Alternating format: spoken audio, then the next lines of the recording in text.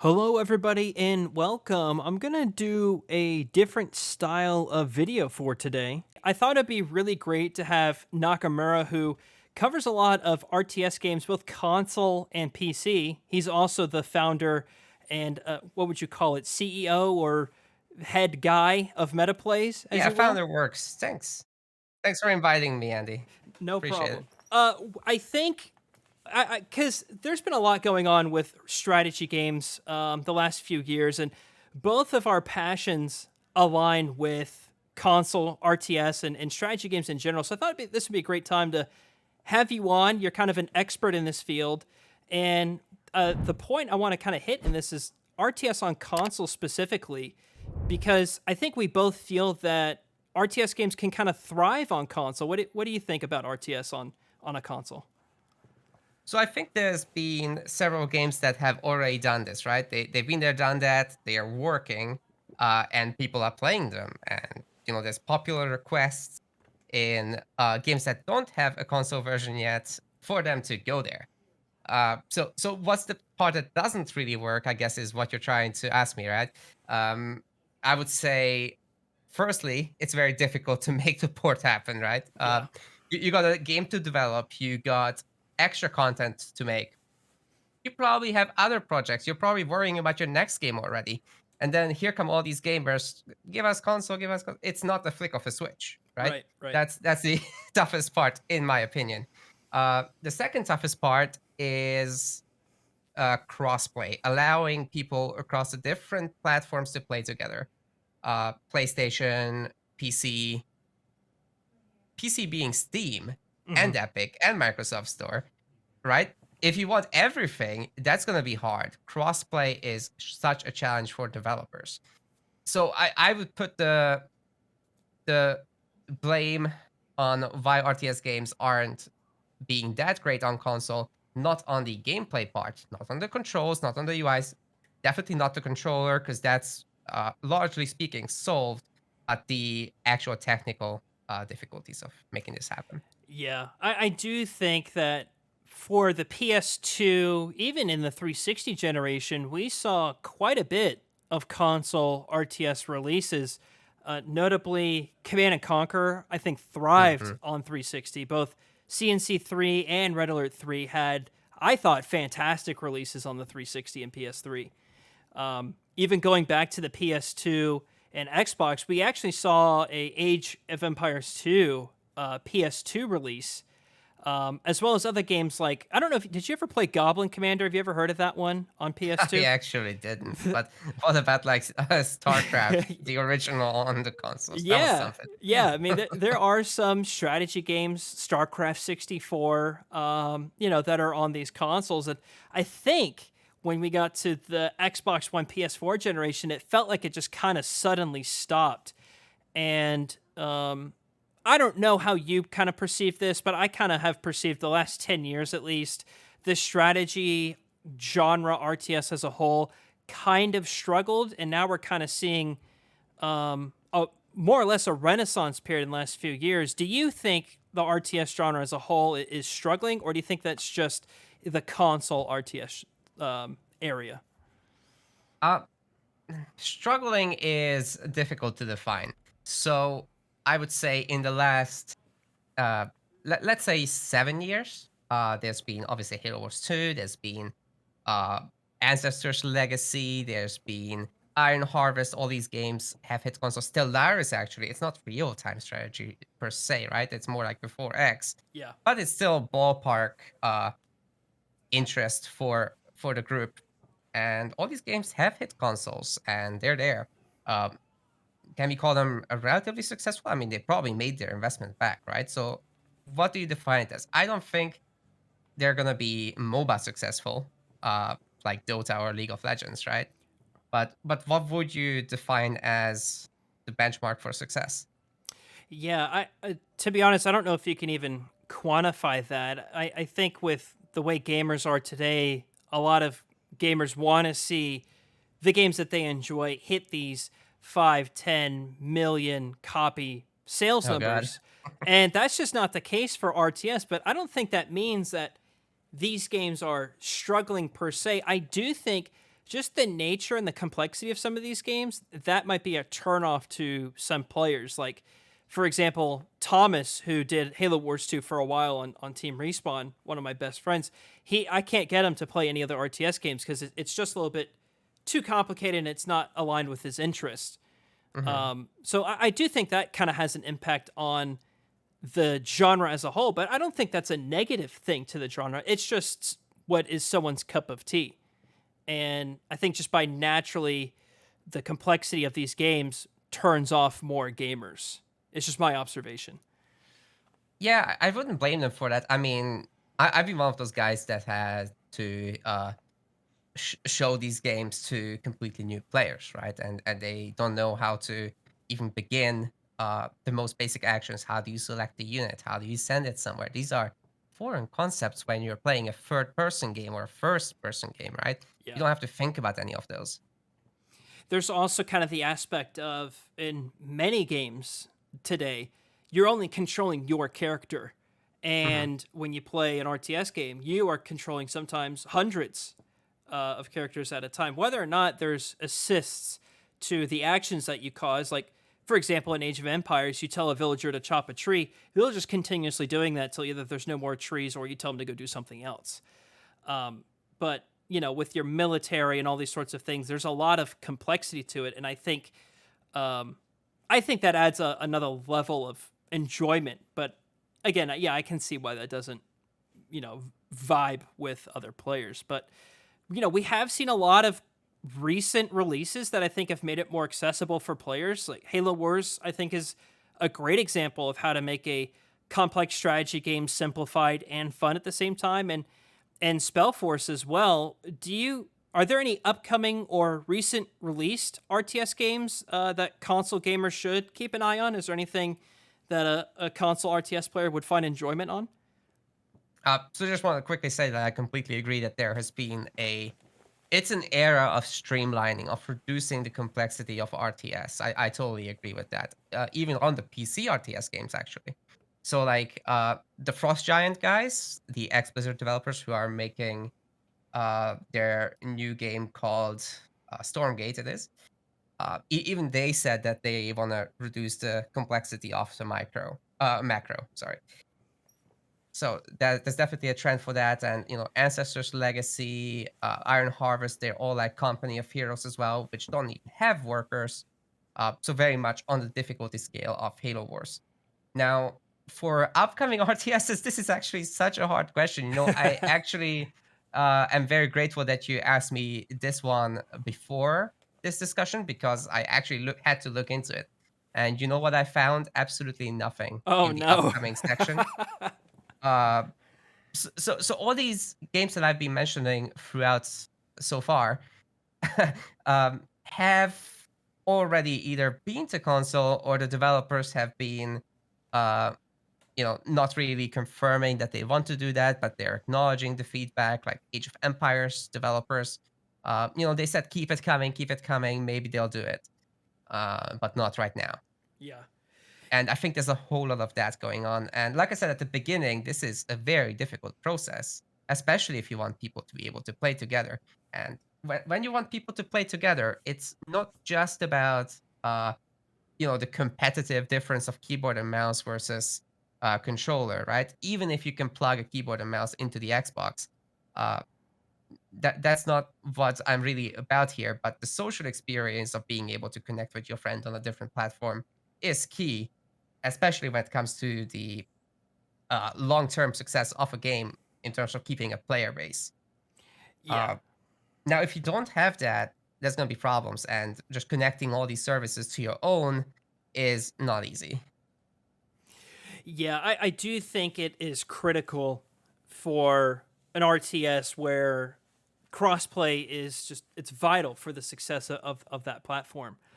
Um, I think a prime example of that is Halo Wars Definitive Edition. It's on 3 or 4 platforms: Xbox One, Mhm. Steam, and Windows 10. None of them can talk with one another. And Yep. I do think even though Halo Wars Definitive Edition doesn't have matchmaking, which also has really hurt the game, in my opinion, at least if it had crossplay, I think that would have really helped. that Oh yeah, game man. have a much better online interface. And we do see games that do have crossplay enabled. They're still thriving today. I think a great example of that is Halo Wars 2 has crossplay between Windows 10 and Xbox One, and it's still a pretty popular game. So I wanted to ask you, Spellforce doesn't have crossplay. Is that correct with its So newest kinda console? yes, kinda no.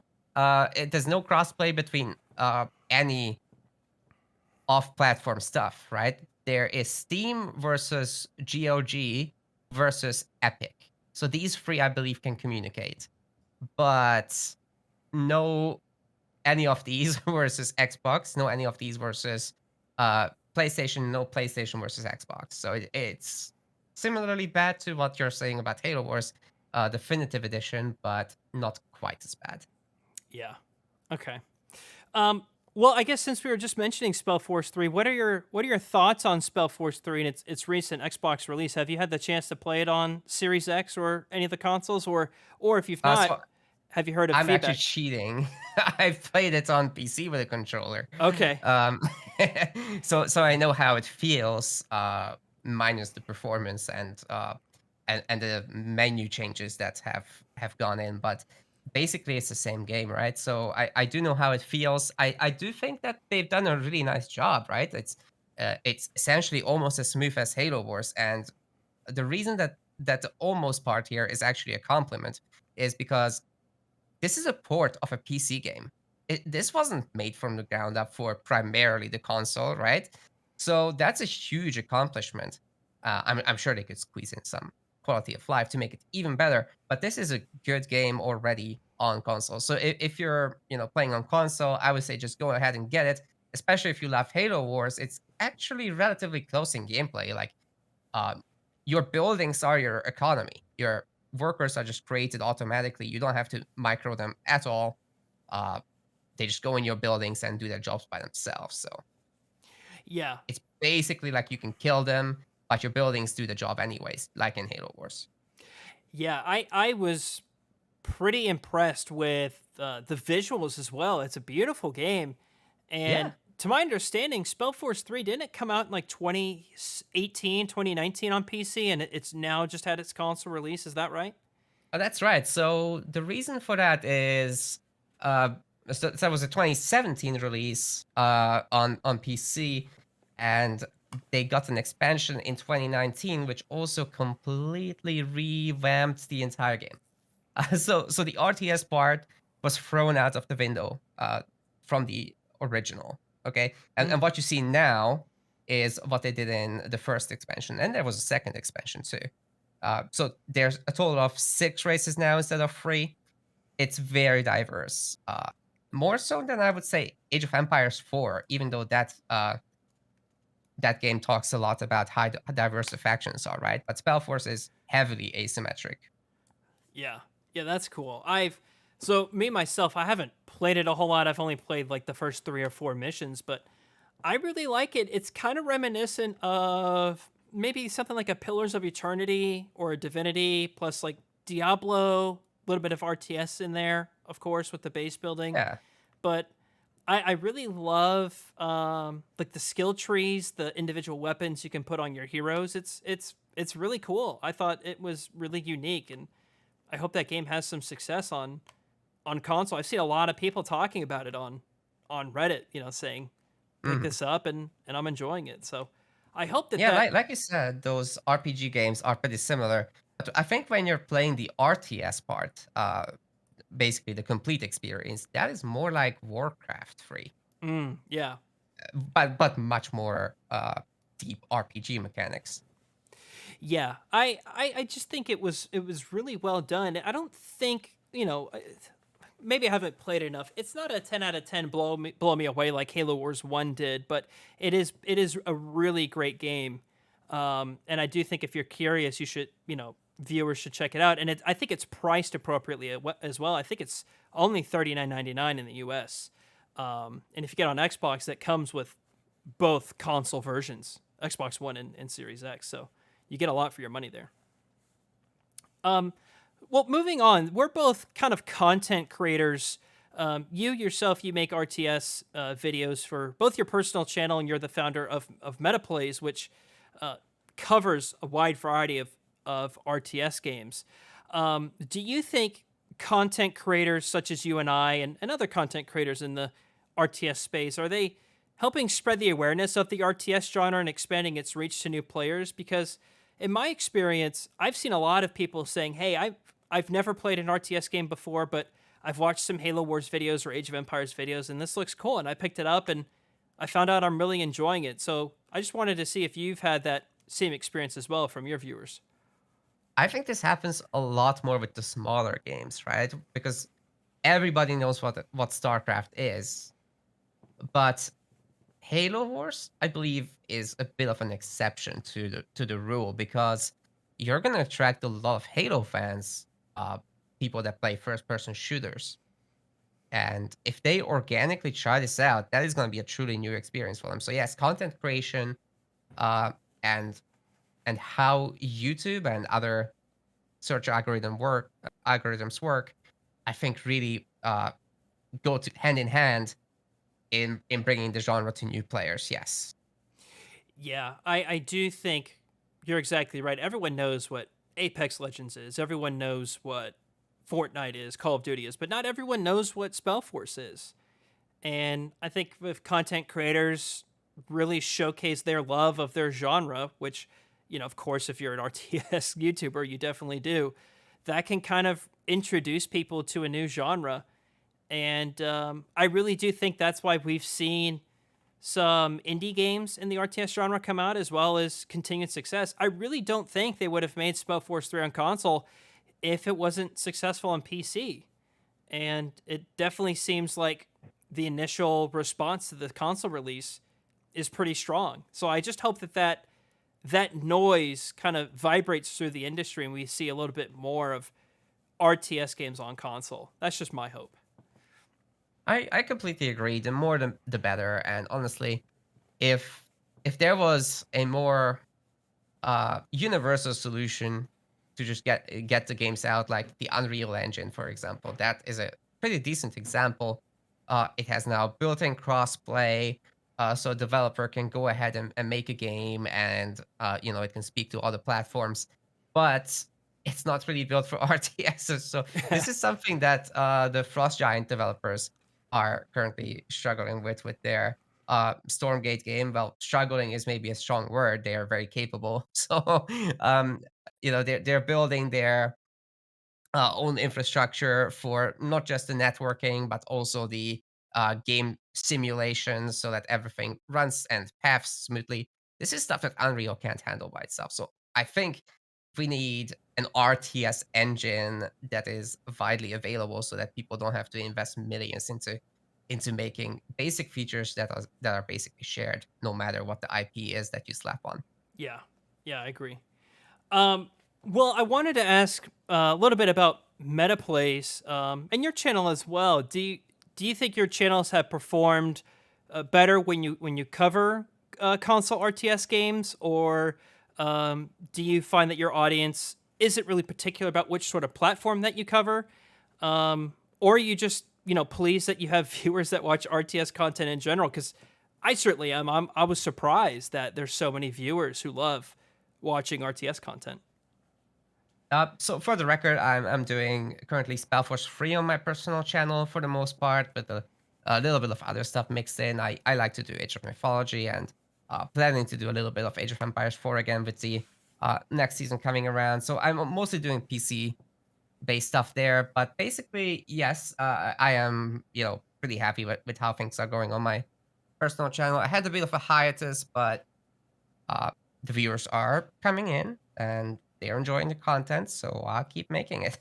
As for meta plays, that's where I can really draw the comparison, because we're currently covering Age of Mythology and Halo Wars 2 tournaments. That's our main content, the tournaments, and it's honestly the same between the two. Mm. So it feels like more that the people are interested in their specific game rather than whatever platform I'm doing, rather than whatever genre I'm doing. So my Spellforce readers on my personal channel won't necessarily watch my Age of Mythology videos, right? But they will watch the Spellforce videos when they come around. Yeah, and I think most of the players on MetaPlays who take part in the Halo Wars 2 tournaments, they're console players, correct? Yes. So the very top guys are uh obviously using PC because you get a higher frame rate, and they didn't want to buy an Xbox Series X, Yeah. but they still play with a controller. So in that sense, I guess It's everybody plays with the controller in Halo Wars except like a handful of people. Yeah. I wonder if that just kind of boils down to the design of the game. I do feel like Halo Wars plays a lot better with a controller. I think it's just that radial menu is much more accessible, and they just nailed that control scheme for the design of that game. I guess it just kind of depends on the person. I played Spellforce with an Xbox controller on console, and I thought it was fine. When I played it on PC using mouse and keyboard, I actually thought it was a little bit more accessible. But of course, that game was designed first for PC. I don't even know if Yeah. I'm assuming a console release wasn't even on the radar when Spellforce initially came out. Oh, I highly doubt it that they were thinking about that. They had expansions to make. They went to multiple PC platforms. Eventually, they got there. Well, one of the expansions on Game Pass. Now that's gone, unfortunately. I do wish they got that back, the PC Game Pass thing, and maybe Yeah, eventually the Xbox One yeah, that'd be great. would be nice. Yeah, that would really have a huge boom to that population because that really positively impacted Halo Wars 2's Oh yeah. population when that first came to Game Pass. Now, I Do you mean, it's remember how many new players there were all of a sudden? That was crazy. yeah, yeah, and it is still on Game Pass, of course, but I don't think that's as exciting as a new day one launch from an Xbox Studio launching on Game Pass. But it definitely doesn't hurt, of course. So, what would you say your favorite RTS game is of all time, and if it's different, what's your favorite RTS game on console? So my all-time favorite has got to be Age of Mythology, no question about it. It was my first, and it's not gonna be the last, I hope. I'm really hoping for a remaster of that. And for great RTS games to still come out after that. But Age of Mythology is just it's my childhood game. There's no better way to put it. It's got a great tournament scene even to this day. Unbelievable that people are keeping this old gem alive. It's from 2002. Like what? Yeah, yeah, Um, almost like Warcraft 3, except Warcraft 3 got the remaster, and always had server networking and whatever. We're playing in a laggy system, my friend. It's tough life in Age of Mythology. I want that thing back. I think that my hope is that comes back as well. Age Mythology is very dear to me. That was one of my first RTS games. I started with Age 1 and Age 2, but my love really with that series came with Age of Mythology. I think it has the best campaign in the Age series, no questions asked. Like, it was just a complete departure from what they've done before. Yeah. They actually tried to tell a unique story that was kind of rooted in mythology, but with some free creative licenses. I mean, what other game kind of touches on that same historical period? The only one that really comes to mind for me is Assassin's Creed Odyssey. Yeah, But maybe Immortals Phoenix Rising as well, but that's also Ubisoft. So maybe it's just those three games, and there's so much rich history in that era. It's kind of surprising to me we don't see a lot of this older kind of mythology intersection, because mythology, of course, hits Greek, Norse, Egyptian mythology time areas. It's really quite nice. yeah, that's the three key ones, and a lot of people are discussing also an Age of Mythology too. Yeah, that'd be great. The Microsoft guys have said, sorry, the World's Edge guys have said, that's the development studio behind Age of Empires. They've said they haven't forgotten Age of Mythology. They're gonna look at it eventually. Uh, when that eventually is anyone's guess. I mean, both Andy and I were hoping it would be at the Xbox Game Showcase, but it wasn't. Hmm. So Gamescom might be next up. It is next up, but will they show it there? It's open to guesstimates. Usually they do show Age of Empires stuff at Gamescom. So let's hope. Yeah, I isn't so kind of humor me a little bit. Isn't AOMDE that is really just kind of a slight, it's not really a remaster, but kind of a touch up, kind of more of a port to modern machines. That adds the widescreen support, all the DLC. Is there any other enhancements in AOMDE? Or So extended edition, I mean? that's basically it. It's extremely basic. Okay. It actually ripped out a lot of the online functionality that previously did exist. Very much like the definitive edition for Halo Wars in that Ah, sense. So okay. you had like team matchmaking before where you could party up. Well, now you only get random people. Yeah, for Wow. example. Okay, I didn't know that. Yeah, and you had a profile with all sorts of information about you. Well, nope. You have ratings. That's it. You know, they have, of course, remastered all three Age games and then the new entry with Age 4. I think between World's Edge, Forgotten Empires, do they still work on Age 2 at the moment? Uh, yes, they just released an age-free DLC a while ago. Yeah. So in AOM Extended Edition did receive a new DLC. What was that? 2017 or so? 2018 maybe? Ah, no, way earlier, like Oh. 2015. Oh Yeah. wow, okay. So they have, given a little bit of support to Extended Edition, but I do think that AOM is kind of hanging out there on an island, much like Halo Wars 2. And I am glad that at least Microsoft owns a studio that's now fully dedicated to Age of Empires games. I'm hoping that that kind of becomes their RTS hub now that they have the Activision Blizzard acquisition going on. They'll soon own StarCraft and Warcraft. Maybe Hmm. between all of those teams, will we see a bigger revitalization of these cherished IPs? I mean, Age of Empires, StarCraft, Warcraft, Halo Wars. They even have some other strategy games. They're developing a turn-based, some sort of Minecraft Yeah, strategy game. There's Gears Tactics. So they have a wide variety of strategy games. Do you think console RTS or even just RTS in general, do you think that'll have a renaissance period with all of these acquisitions going on? Or do you think that renaissance is already happening? Microsoft spent 70 billion or whatever Hmm. on acquiring Activision Blizzard. They're not going to waste that money on not using StarCraft and Warcraft as franchises. Surely there's got to be something there. Yeah. Yeah, I hope so. And I am glad. I do think that the World's Edge, Forgotten Empires, Relic, who are working on Age of Empires, they have, in my opinion, really have listened to fans and given them exactly what the feedback is, especially in the case of Age 4. I've been following that very closely myself. Of course, the holdout are console releases of the Age games. So fingers crossed that we're going to see some console RTS releases for these games. I think they're going to have that same problem that Spellforce kind of approached, which is these games were never built for consoles. So how do we do that? And I do think Yeah, if the it demand will is be there, tough.